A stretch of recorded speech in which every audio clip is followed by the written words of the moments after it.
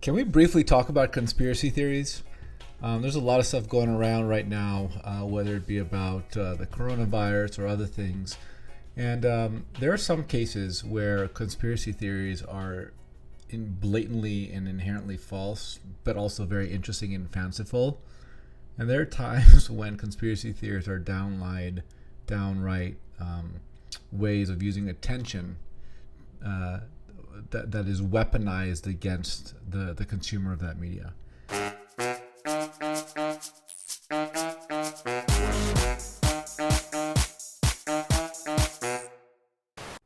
I was in a tweet conversation yesterday with someone, and attention is power. When you give someone attention, you're giving them the power to share their ideas with you, and you're in a receptive state. So any media that you consume is powerful, which is why if you consume negative news, you might find that over time your outlook on the world becomes negative. If you surround yourself with people who are always complaining, you as well may end up finding yourself always complaining. Attention is power. It gives the communicator the ability to sway your ideas and change your mind and introduce concepts that maybe you weren't considering in the past. Right? And I've come to that conclusion because, I've seen how the largest brands in the world get built. It's by dominating and paying for attention.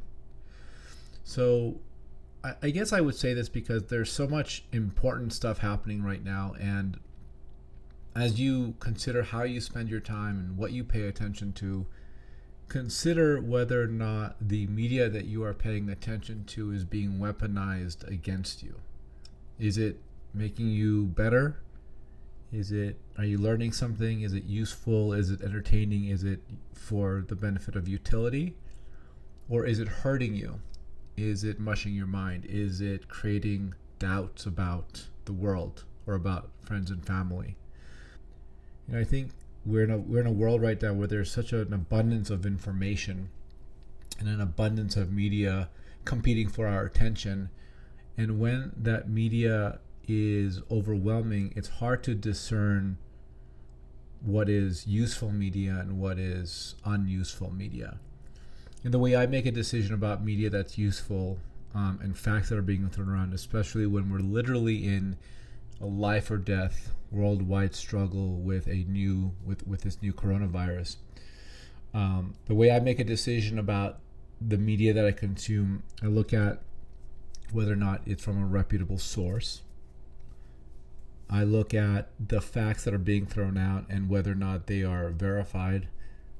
If I'm going to formulate an opinion about something and maybe share it with other people or make business decisions on it, I am definitely going to double and triple check and verify that as well, because I don't want to consume media from one source and make a decision, and maybe that source is not fully vetted.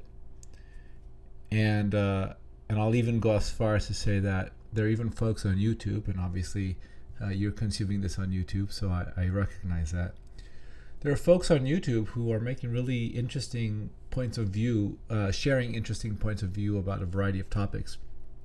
And I think they're important, but I always take it with a grain of salt. Unless I'm reading news from a reliable, trusted source, whether it's a person or a publication, I will often double and triple check the content and use the inferences that I make from multiple sources to make business and personal decisions. So I guess the point of this video is this: as you consume content, ask yourself, is this media being weaponized against me? All right, guys, talk to you soon.